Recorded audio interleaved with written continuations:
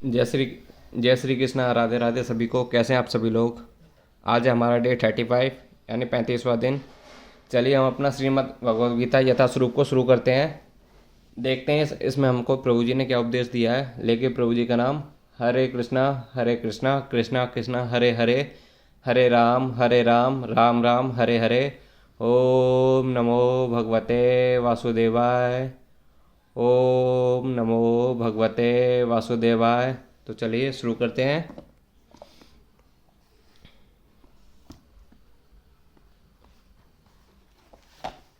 आज हम पढ़ने वाले हैं अध्याय 16। देखते हैं इसमें हमको प्रभु जी ने क्या उपदेश दिया है। अध्याय 16 देवी तथा आसुरी स्वभाव। देखते हैं इसमें क्या कहते हैं हमारे प्रभु जी।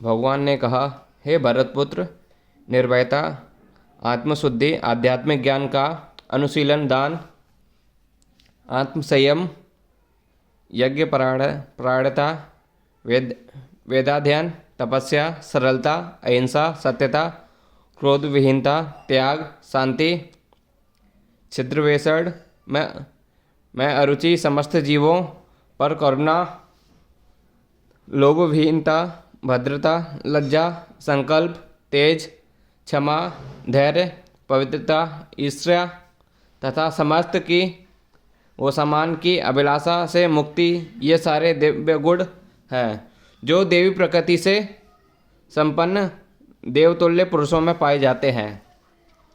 15वें अध्याय के प्रारंभ में इस भौतिक जगत रूपी अश्वत्थ वृक्ष की व्याख्या की गई थी। उससे निकलने वाली अतिरिक्त जड़ों की तुलना जीवों के शुभ तथा अशुभ कर्मों से की गई थी। 9वें अध्याय में भी देवों तथा असुरों का वर्णन हुआ है। अब वैदिक अनुष्ठानों के अनुसार सतोगुण में किए गए सारे कार्य मुक्ति पथ में प्रगलित करने के लिए शुभ माने जाते हैं और ऐसे कार्यों को देवी प्रकृति कहा जाता है। जो लोग इस देवी प्रकृति में स्थिर होते हैं वे मुक्ति के पथ पर अग्रसर होते हैं। इसके अतिरिक्त उन लोगों के लिए जो रजो तथा तमोगुण में रहकर कार्य करते हैं वे मुक्ति के कोई संभावना नहीं रहती। उन्हें या तो मनुष्य की तरह इसी भौतिक जगत में रहना होता है या फिर वे पशु योनियों में या इससे भी निम्न योनियों में अवतरित होते हैं। इसे 16वें अध्याय में भगवान देवी प्रकृति तथा उसके गुणों के आसुरी प्रकृति तथा उसके गुणों का समान रूप से वर्णन करते हैं। वे इन गुणों के लाभ तथा हानियों का वर्णन भी करते हैं।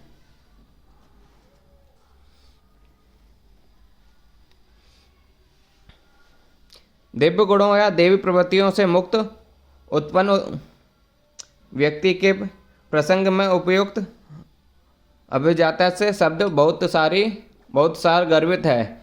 देवी प्रवेश में संतान उत्पन्न करने को वैदिक शास्त्र में गर्भाधान संस्कार कहा गया है। यदि माता पिता चाहते हैं कि दिव्य गुणों से युक्त संतान उत्पन्न हो तो उन्हें सामाजिक जीवन में मनुष्य के लिए बताए गए 10 नियम का पालन करना चाहिए। भगवद गीता में हम पहले ही पढ़ चुके हैं कि अच्छी संतान उत्पन्न करने के निमित्त मैथुन जीवन साक्षात्कार कृष्ण है। मैथुन जीवन गर्वित नहीं। यदि इसका कृष्ण भावनामृत में प्रयोग किया जाए, जो लोग कृष्ण भावनामृत में ही कम से कम उन्हें तो कुत्ते बिल्लियों की तरह संतानें उत्पन्न नहीं करनी चाहिए। उन्हें ऐसी संतानें उत्पन्न करनी चाहिए जो जन्म लेने के पश्चात कृष्ण भावनाभावित हो सके। कृष्ण भावनामृत में तल्लीन माता पिता से उत्पन्न संतानों को इतना भी लाभ तो मिलना ही चाहिए। वर्णाश्रम नामक सामाजिक संस्था जो समाज को सामाजिक जीवन के 4 विभागों में काम, धंधों अथवा वर्णों में 4 विभागों में विभाजित करती है, मानव समाज को जन्म के अनुसार विभाजित करने के उद्देश्य से नहीं। ऐसा विभाजन शैक्षिक योग्यताओं के आधार पर किया जाता है। ये विभाजन समाज में शांति तथा संपन्नता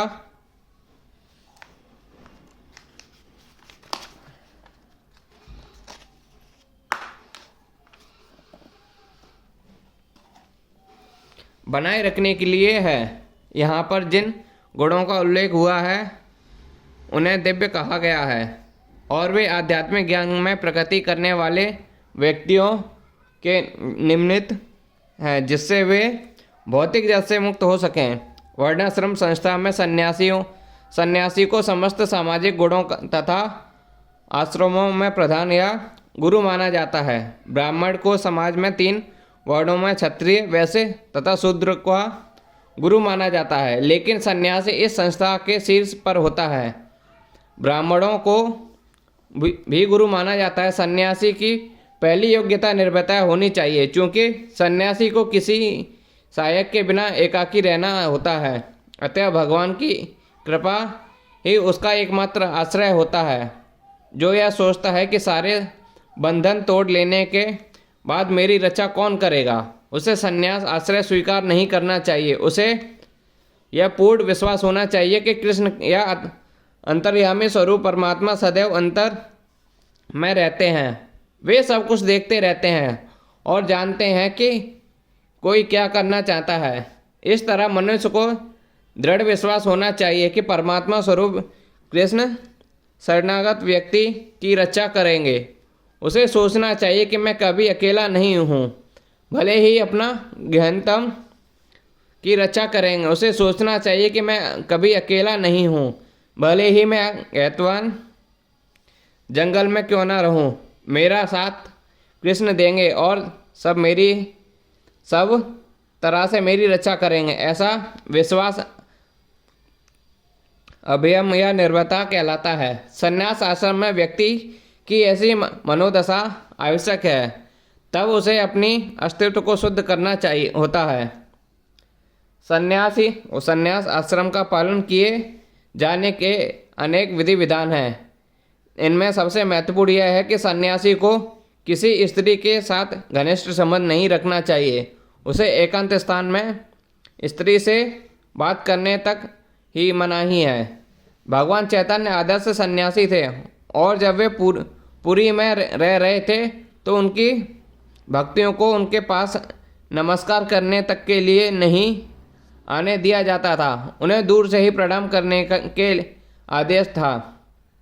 यह स्त्री जाति के प्रति घृणा भाव का चिन्ह नहीं था, अपितु सन्यासी पर लगाया गया प्रतिबिंब था कि उसे स्त्रियों से निकट संपर्क नहीं रखना चाहिए। मनुष्य को अपने अस्तित्व को शुद्ध बताने के लिए के जीवन की विशेष परिस्थिति स्तर में विधि विधानों का पालन करना होता है।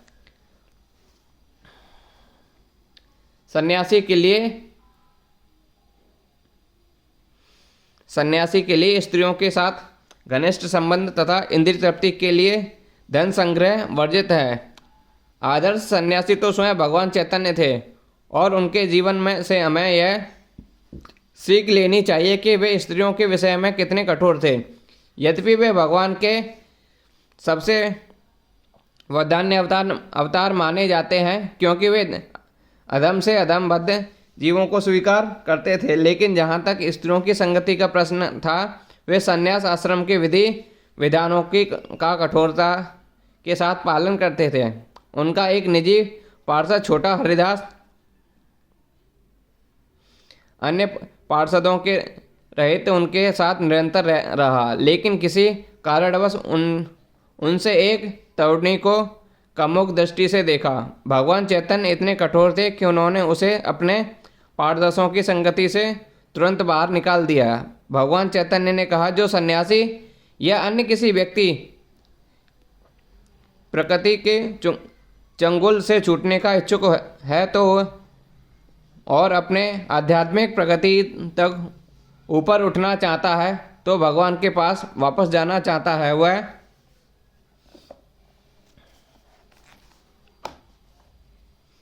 यदि भौतिक संपत्ति तथा स्त्री की और इंद्रिय तृप्ति के लिए देखता है, भले ही वह उनका भोग ना करे, केवल उनकी ओर इच्छा दृष्टि से देखे, तो वह भी इतना गर्वित है कि उसके लिए श्रेयक होगा कि वह ऐसी अवैध इच्छाओं करने के पूर्व आत्महत्या कर ले। इस तरह शुद्धि की ये विधियाँ हैं। अगला गुण है ज्ञान योग व्यवस्थिति, ज्ञान के अनुशीलन में संलग्न रहना। सन्यासी का जीवन गृहस्थों तथा उनके सबों का जो आध्यात्मिक उन्नति के वास्तविक जीवन को भूल चुके हैं ज्ञान वितरित करने के लिए होता है। सन्यासी से आशा की जाती है कि वह अपनी जीविका के लिए द्वार द्वार भिक्षाटन करे, लेकिन इसका अर्थ यह नहीं कि वह भिक्षुक है। विनयशीलता से आध्यात्मिकता में स्थिति मनुष्य की एक योग्यता है। सन्यासी मात्र विनयशीलतावश द्वार द्वार जाता है, भिक्षाटन के उद्देश्य से नहीं जाता, अपितु गृहस्थों को दर्शन देने तथा उनके कृष्ण भावनामृत जगाने के लिए जाता है। यह सन्यासी का कर्तव्य है। यदि वह वास्तव में उन्नत है तो उसे गुरु का आदेश प्राप्त है, तो वैसे तर्क तथा ज्ञान द्वारा कृष्ण भावनामृत का उपदेश करना चाहिए। और यदि वह उतना उन्नत नहीं जो उसे संन्यास आश्रम ग्रहण नहीं करना चाहिए। लेकिन यदि किसी ने पर्याप्त ज्ञान के बिना ही संन्यास आश्रय स्वीकार कर लिया है तो उसे ज्ञान अनुशीलन के लिए प्रामाणिक गुरु के स्वर्ण में रत होना चाहिए। सन्यासी को निर्भीक होना चाहिए, उसे सत्व शुद्धि तथा ज्ञान योग में स्थिर होना चाहिए। अगला गुण है दान।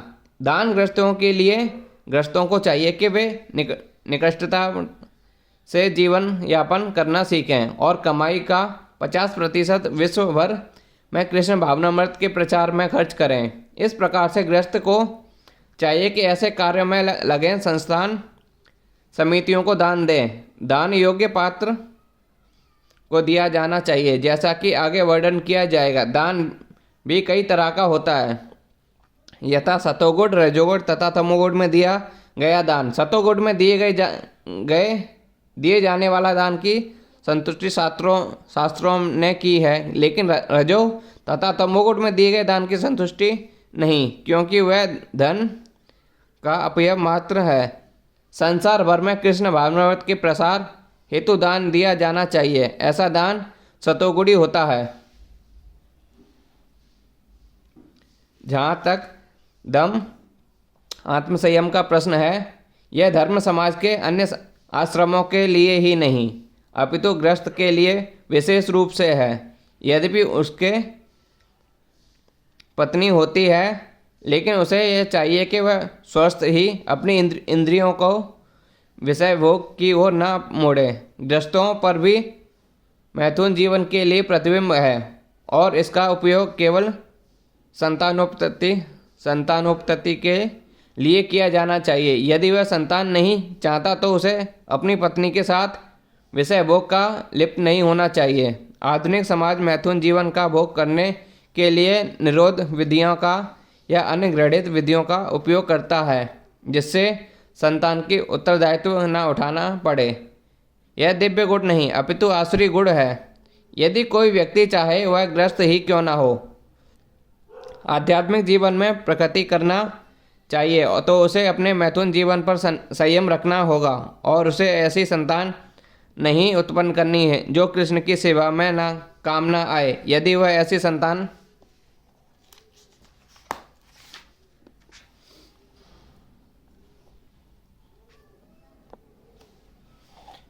उत्पन्न करता है जो कृष्ण भावना भावित हो सके, तो वह सैकड़ों संतानों उत्पन्न कर सकता है। लेकिन ऐसी क्षमता के बिना किसी इंद्रिय सुख के लिए काम भोग में लिप्त नहीं होना चाहिए। गृहस्थों का यह यज्ञ भी करना चाहिए, क्योंकि यज्ञ के लिए पर्याप्त धन चाहिए। ब्रह्मचर्य वानप्रस्थ तथा संन्यास आश्रम वाले के पास धन नहीं होता, वे तो भिक्षाटन करके जीवित रहते हैं। अतः विभिन्न प्रकार के यज्ञ गृहस्थों के दायित्व है। उन्हें चाहिए कि वैदिक साहित्य द्वारा आदिष्ट अग्निहोत्र यज्ञ करें, लेकिन आजकल ऐसे अत्यंत खर्चीले हैं और हर किसी गृहस्थ के लिए इन्हें संपन्न कर पाना कठिन है। इस युग के लिए संतुष्ट सर्वश्रेष्ठ यज्ञ सतकीर्तन यज्ञ है। यह सतकीर्तन हरे कृष्ण कृष्ण कृष्ण हरे हरे, हरे राम राम राम हरे हरे का जप सर्वोत्तम है और सबसे कम खर्च वाला है और प्रत्येक व्यक्ति इसे करके लाभ उठा सकता है। अतएव दान, इंद्रिय संयम तथा यज्ञ करना, ये तीन बातें गृहस्थ के लिए हैं। स्वाध्यायस्थ या वेदाध्ययन ब्रह्मचार्य आश्रय या विद्यार्थी जीवन के लिए है। ब्रह्मचारियों को स्त्रियों से किसी प्रकार का संबंध नहीं होना चाहिए। उन्हें ब्रह्मचर्य जीवन बिताना चाहिए और आध्यात्मिक ज्ञान के अनुशीलन हेतु अपने मन वेदों के अध्ययन में लगाना चाहिए। यही स्वास्थ्य है।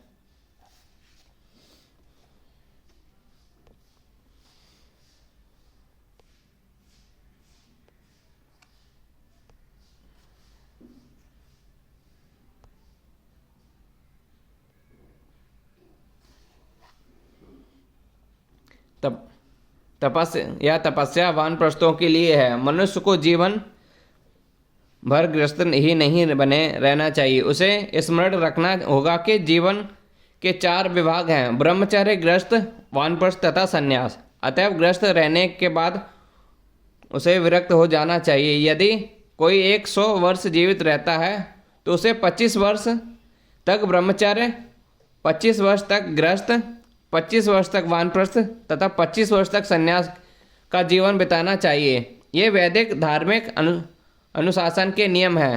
गृहस्थ जीवन के विरक्त होने पर मनुष्य को शरीर, मन तथा वाणी का संयम बरतना चाहिए। यही तपस्या है। संयम, वर्णाश्रम, समाज ही तपस्या के निमित्त है। तपस्या के बिना किसी को मुक्ति नहीं मिल सकती। इस सिद्धांत की संतुष्टि ना तो वैदिक साहित्य में की गई है, ना भगवत गीता में कि जीवन की तपस्या की आवश्यकता नहीं।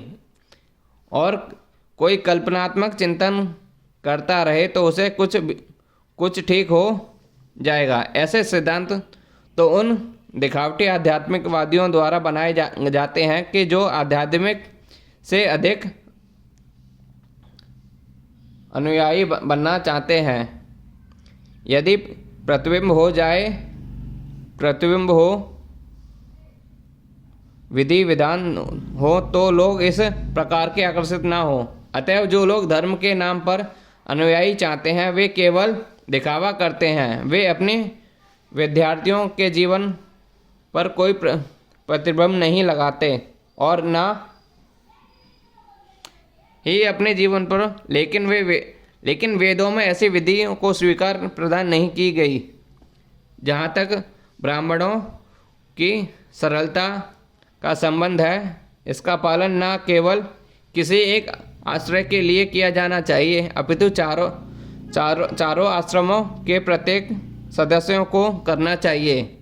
वह ब्रह्मचर्य, गृहस्थ, वानप्रस्थ अवस्था, संन्यास आश्रम में हो। मनुष्य को अत्यंत सरल तथा सीधा होना चाहिए। अहिंसा का अर्थ है किसी जीव के प्रगतिशील जीवन को रोकना। किसी को यह नहीं सोचना चाहिए कि चूंकि शरीर के वध किए जाने के बाद भी आत्मा स्फुलिंग नहीं मरता, इसलिए इंद्रिय तृप्ति के लिए पशुवध करने में कोई हानि नहीं। प्रचुर अन्न, फल तथा दुग्ध की पूर्ति होते हुए भी आजकल लोगों में पशुओं का मांस खाने की लत पड़ी है, लेकिन पशुओं के वध की कोई आवश्यकता नहीं। यह आदेश हर एक के लिए है। जब कोई विकल्प ना रहे तब पशुवध किया जाए, लेकिन इसकी यज्ञ में बलि की जाए तो भी हो। जब मानवता के लिए प्रचुर भोजन न हो तो जो लोग आध्यात्मिक साक्षात की प्रगति करने के इच्छुक हैं उन्हें पशु हिंसा नहीं करनी चाहिए। वास्तविक अहिंसा का अर्थ है कि किसी की प्रगतिशील जीवन को रोका न जाए। पशु भी अपने विकास काल में एक पशु योनियों से दूसरी पशु योनियों में देहांतर करके प्रगति करते हैं। यदि किसी विशेष पशु का वध कर दिया जाता है तो उसकी प्रगति रुक जाती है। यदि कोई पशु किसी शरीर में बहुत दिनों या वर्षों से सो रहा हो और उसे अवश्य ही मार दिया जाए तो उसे पुनः उसी जीवन में वापस आकर शेष दिन पूरे करने के बाद ही दूसरी योनियों में जाना पड़ता है। अतएव अपने स्वाद की तुष्टि के लिए किसी की प्रकृति को नहीं रोकना चाहिए, यही अहिंसा है। सत्यम का अर्थ है कि मनुष्य को अपने स्वास्थ्य के लिए सत्य को जोड़ना मरोड़ना नहीं चाहिए। वैदिक साहित्य में कुछ अंश अत्यंत कठिन हैं, लेकिन उनका अर्थ किसी प्रामाणिक गुरु से जानना चाहिए। वेदों को समझने की यही विधि है। श्रुति का अर्थ है किसी अधिकारी से सुनना। मनुष्य को चाहिए कि अपने स्वास्थ्य के लिए कोई विवेचना ना गढ़े। भगवद गीता की अनेक टीकाएं हैं जिसमें मूल पाठ की गलत व्याख्या की गई है। शब्द का वास्तविक भावार्थ प्रस्तुत किया जाना चाहिए और इसके प्रामाणिक गुरु से ही सीखना चाहिए।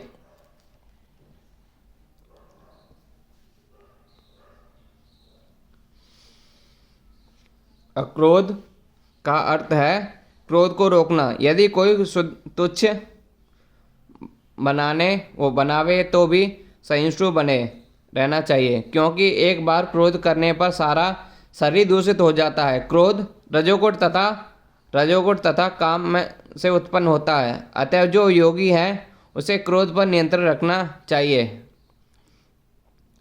अपेशुनम का अर्थ है कि दूसरे के दोष ना निकालें और स्वतः और व्यर्थ ही उन्हें ही सही ना करें। निसंदेह चोर को चोर कहना छिद्रान्वेषण नहीं, लेकिन निष्ठावान व्यक्ति को चोर कहना उस व्यक्ति के परम अपराध होगा। जो आध्यात्मिक जीवन में प्रगति करना चाहता है ही का अर्थ है कि मनुष्य अत्यंत लज्जाशील हो और कोई गर्हित कार्य ना करे। अचापलम या संकल्प का अर्थ है कि मनुष्य किसी प्रकार से विचलित या उदास ना हो। किसी प्रकार से भले ही असफलता क्यों ना मिले, किंतु मनुष्य को उसके लिए खिन्न नहीं होना चाहिए। उन्हें धैर्य तथा संकल्प के साथ प्रगति करनी चाहिए। यहाँ पर प्रयुक्त तेजस शब्द क्षत्रियों के निम्नित है। क्षत्रियों को अत्यंत बलशाली होना चाहिए, जिससे वे निर्बल की रक्षा कर सकें। उन्हें अहिंसक होने का दिखावा नहीं करना चाहिए। यदि हिंसा की आवश्यकता पड़े तो हिंसा दिखानी चाहिए, लेकिन जो व्यक्ति अपने शत्रु का दमन कर सकता है उसे चाहिए कि कुछ विशेष परिस्थितियों में क्षमा कर दें। वह छोटे अपराधों के लिए क्षमा दान कर सकता है। शौचम का अर्थ है पवित्रता, जो न केवल मन तथा शरीर की हो अपितु व्यवहार में भी हो। यह विशेष रूप से वैदिक वर्ग के लिए है। उन्हें चाहिए कि वो काला बाजारी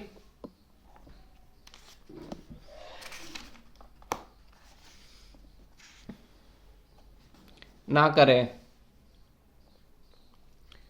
नाती मान्यता अर्थात सम्मान की आशा ना करें। शूद्रों अर्थात श्रमिकों वर्ग के लिए, जिन्हें वैदिक आदेशों का अनुसार चारों वर्णों में सबसे निम्न माना जाता है, उन्हें वृथा सम्मान या प्रतिष्ठा से फुलाना नहीं चाहिए, बल्कि अपनी मर्यादा में बने रहना चाहिए। शूद्रों का कर्तव्य है कि सामाजिक व्यवस्था बनाए रखने के लिए उच्च वर्णों का सम्मान करें। यहाँ पर वर्णित 26 गुण दिव्य है। वर्णाश्रम धर्म के अनुसार इनका आचरण होना चाहिए। सारांश यह है कि भले ही भौतिक परिस्थितियों शोचनीय हो, यदि सभी वर्णों के लोग इन गुणों का अभ्यास करें तो क्रमशः आध्यात्मिक अनुभूति के सर्वोच्च पद तक उठ सकते हैं। हे प्रथापुत्र, दंभ, दर्प, अभिमान, क्रोध, कठोरता तथा अज्ञान ये आसुरी स्वभाव वाले के गुण हैं। इस श्लोक में नरक के राजमार्ग का वर्णन है। आसुरी स्वभाव वाले लोग धर्म तथा आध्यात्मिक व आत्मविद्या की प्रगति का आडंबर रचना चाहते हैं, भले ही वे उनके सिद्धांतों का पालन ना करते हों। वे सदैव किसी शिक्षा या प्रचुर संपत्ति का अधिकारी होने का दर्प करते हैं। वे चाहते हैं कि अन्य लोग उनकी पूजा करें और सम्मान दिखलाएं, भले ही वे सम्मान के योग्य ना हों। वे छोटी छोटी बातों पर क्रुद्ध हो जाते हैं, खरी खोटी सुनाते हैं और नम्रता से नहीं बोलते। वे यह नहीं जानते कि क्या करना चाहिए और क्या नहीं करना चाहिए। वे अपनी इच्छानुसार सनकवश सारे कार्य करते हैं। वे किसी प्रमाण को नहीं मानते। वे ये आसुरी गुण तभी से प्राप्त करते हैं जब वे अपनी माताओं के गर्भ में होते हैं, और ज्यों ज्यों वे बढ़ते हैं त्यों त्यों वे अशुभ गुण प्रकट होते हैं।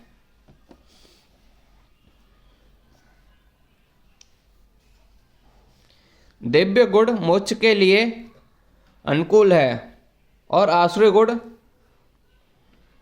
बंधन दिलाने के लिए।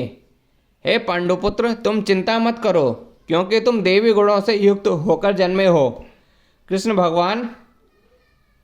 भगवान कृष्ण अर्जुन को यह कहकर प्रोत्साहित करते हैं कि वह आसुरी गुणों के साथ नहीं जन्मा है। युद्ध में उसका सम्मिलित होना आसुरी नहीं, क्योंकि वह उसके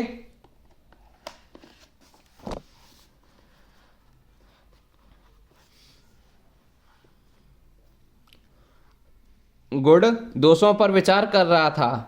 वह यह विचार कर रहा था कि भीष्म तथा द्रोण जैसे प्रतिष्ठान महापुरुषों का वध किया जाए या नहीं। अतः वह ना तो क्रोध के वशीभूत होकर कार्य कर रहा था, ना झूठी प्रतिष्ठा या निष्ठापूर्णता के अधीन होकर। अतः वह आसुरी स्वभाव का नहीं था। क्षत्रिय के लिए शत्रु पर बाण बरसाना दिव्य माना जाता है। ऐसे कर्तव्य से विमुख होना आसुरी। अतएव अर्जुन के लिए शोक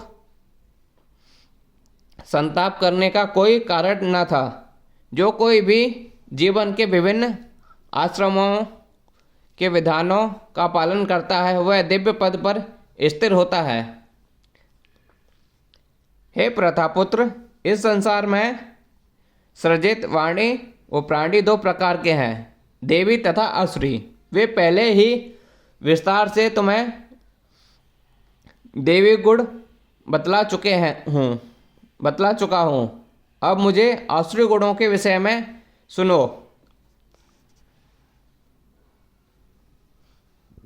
अर्जुन यह कहकर कि वह देवी गुणों से संपन्न होकर जन्मा है, भगवान कृष्ण अब उसे आसुरी गुण बताते हैं। इस संसार में बद्धजीव दो श्रेणियों में बटे हुए हैं। जो जीव दिव्य गुणों से संपन्न होते हैं वे विनयता जीवन बिताते हैं, अर्थात वे शास्त्रों तथा विद्वानों द्वारा बताए गए आदेशों का निर्वाह करते हैं। मनुष्य को चाहिए कि प्रामाणिक शास्त्रों के अनुसार ही कर्तव्य निभाए। यह प्रकृति देवी कहलाती है। जो शास्त्र विविध विधानों को नहीं मानता और अपनी सनक के अनुसार कार्य करता रहता है, वह आसुरी कहलाता है। शास्त्र के विधि विधानों के प्रति आज्ञा भाव ही एकमात्र कसौटी है, अन्य नहीं। वैदिक साहित्य में उल्लेख है कि देवता तथा असुर दोनों ही प्रजापति के उत्पन्न हुए हैं। अंतर इतना ही है कि एक श्रेणी में लोग वैदिक आदेशों का मानते हैं और दूसरे में नहीं। जो आसुरी हैं वे यह नहीं जानते कि क्या करना चाहिए और क्या नहीं करना चाहिए। उनमें तो पवित्रता ना उचित आचरण होता और ना ही सत्य पाया जाता है।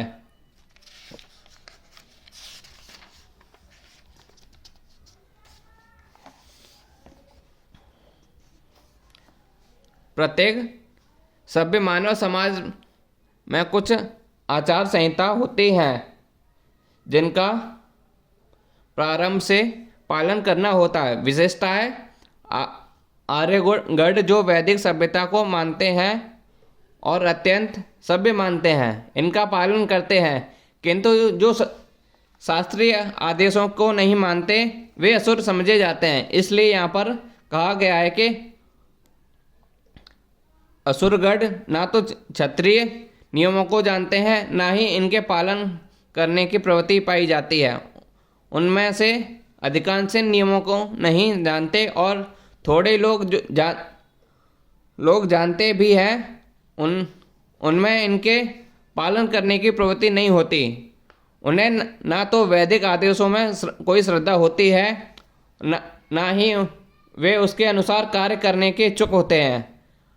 असुरगढ़ ना तो बाहर से भीतर से स्वच्छ होते हैं। मनुष्य को चाहिए स्नान करके, दंत मंजन करके, बाल बना कर, वस्त्र बदल कर शरीर को स्वच्छ रखे। जहाँ तक आंतरिक स्वच्छता की बात है, मनुष्य को चाहिए कि वह सदैव ईश्वर के पवित्र नामों का स्मरण करे और हरे कृष्ण महामंत्र का कीर्तन करे।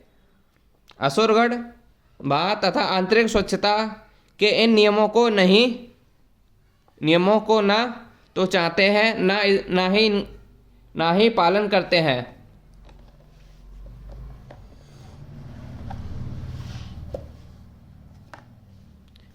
जहाँ तक आचरण की बात है कि मानव आचरण का मार्गदर्शन करने वाले अनेक विधि विधान हैं। जैसे मनु संहिता मानव जाति का अधिनियम है। यहाँ तक कि आज भी सारे हिंदू मनु संहिता का ही अनुगमन करते हैं। इसी ग्रंथ के उत्तराधिक तथा अन्य विधि संबंधी बातें ग्रहण की जाती हैं। मनु संहिता में स्पष्ट कहा गया है कि स्त्री को स्वतंत्रता न प्रदान की जाए।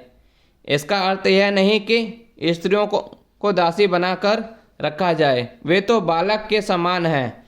बालकों को स्वतंत्रता नहीं दी जाती, लेकिन इसका अर्थ यह नहीं कि वे दास बनाकर रखे जाएं।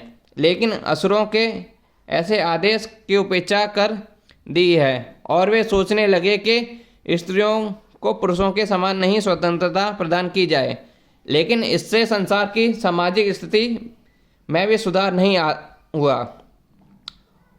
वास्तव में स्त्री को भी जीवन की प्रत्येक अवस्था से सुरक्षा प्रदान की जानी चाहिए।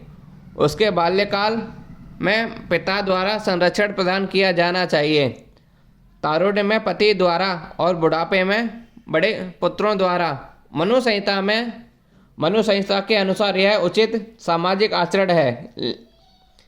लेकिन आधुनिक शिक्षा में नारी जीवन का एक अतिरंजन अहंकार पूर्वक बोध उत्पन्न कर दिया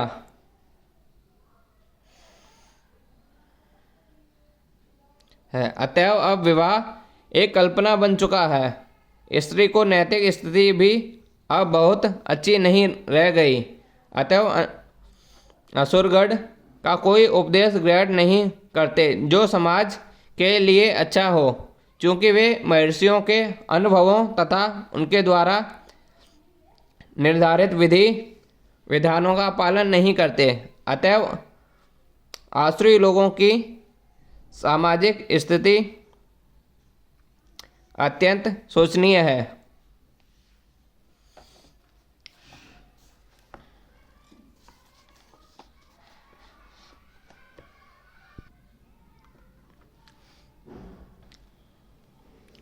वे लोग कहते हैं कि यज्ञ जगत मिथ्या है, इसका कोई आधार नहीं और इसका नियम किसी ईश्वर द्वारा नहीं होता। उनका कहना है कि यह कामेच्छा से उत्पन्न होता है और काम के अतिरिक्त कोई अन्य कारण नहीं। आश्रय लोग यह निष्कर्ष निकालते हैं कि यह जगत मायाजाल है, इसका ना कोई कारण है और ना कार्य। ना नियामक, ना कोई प्रयोजन, हर वस्तु मिथ्या है। उनका कहना है कि यह दृश्य जगत आकस्मिक भौतिक क्रियाओं तथा प्रतिक्रियाओं के कारण है। वे यह नहीं सोचते कि ईश्वर के प्रति प्रयोजन से इस संसार की रचना की है। उनका अपना सिद्धांत है कि यह संसार अपने आप उत्पन्न हुआ है और यह विश्वास करने का कोई कारण नहीं। इसके पीछे किसी ईश्वर का हाथ है। उनके लिए आत्मा तथा पदार्थ में कोई अंतर नहीं होता और वे परम आत्मा को स्वीकार नहीं करते। उनके लिए हर वस्तु पदार्थ मात्र है और यह पूरा जगत मानो अज्ञान का पिंड हो। उनके अनुसार प्रत्येक वस्तु शून्य है। जो भी सृष्टि दिखती है वह केवल दृष्टि भ्रम के कारण है। वे इसे सच मान बैठे हैं कि विभिन्नता से पूर्ण यह सारी सृष्टि अज्ञान का प्रदर्शन है। जिस प्रकार स्वप्न में हम ऐसी अनेक वस्तुओं की सृष्टि कर सकते हैं जिनका वास्तव में कोई अस्तित्व नहीं होता। अतएव जब हम जाग जाते हैं तो देखते हैं कि सब कुछ स्वप्न मात्र था। लेकिन वास्तव में यद्यपि असुर यह कहते हैं कि जीवन स्वप्न है, लेकिन वे इस स्वप्न को भोगने में बड़े कुशल होते हैं। अतएव वे ज्ञानाजन्म करने के बजाय अपने स्वप्न लोक में अधिकाधिक उलझ जाते हैं। उनकी मान्यता है कि जिस प्रकार शिशु केवल स्त्री पुरुष के संभोग का फल है, उसी प्रकार यह संसार बिना किसी आत्मा के उत्पन्न हुआ है। उनके लिए यह पदार्थ संयोग मात्र है जिसने जीवों को उत्पन्न किया। अतएव आत्मा के अस्तित्व का ही प्रश्न नहीं उठता। जिस प्रकार अनेक जीवित प्राणी अकारण पसीने ही से स्वदेज तथा मृत शरीर में से उत्पन्न हो जाते हैं, उसी प्रकार यह सारा जीवित संसार दृश्य जगत के भौतिक संयोगों से प्रकट हुआ है। अतः प्रकृति के इस संसार के कारण स्वरूप है, इसका कोई अन्य कारण नहीं। वे भगवत गीता में कहे गए कृष्ण के इन विचारों को नहीं मानते। सारा भौतिक जगत मेरे ही निर्देश के अंतर्गत गतिशील है। दूसरे शब्दों में असुरों को संसार की सृष्टि के विषय में पूरा ज्ञान नहीं। प्रत्येक का अपना कोई ना कोई सिद्धांत है। उनके अनुसार शास्त्रों की एक व्याख्या दूसरी व्याख्या के ही समान है, क्योंकि वे शास्त्रीय आदेशों के मानक ज्ञान के विश्वास नहीं रखते। हरे कृष्णा कृष्णा कृष्णा हरे हरे, हरे राम राम राम हरे हरे। तो चलिए आज हम अपना यहीं पे इसको विश्राम देते हैं। इसको आगे कल से पढ़ेंगे। हम देखते हैं कि आगे हमको प्रभु जी क्या बताएंगे। जब तक आप सभी भगवत गीता को आराम से पढ़िए अपने घर पे। जो पढ़ नहीं सकते वो सुनिए।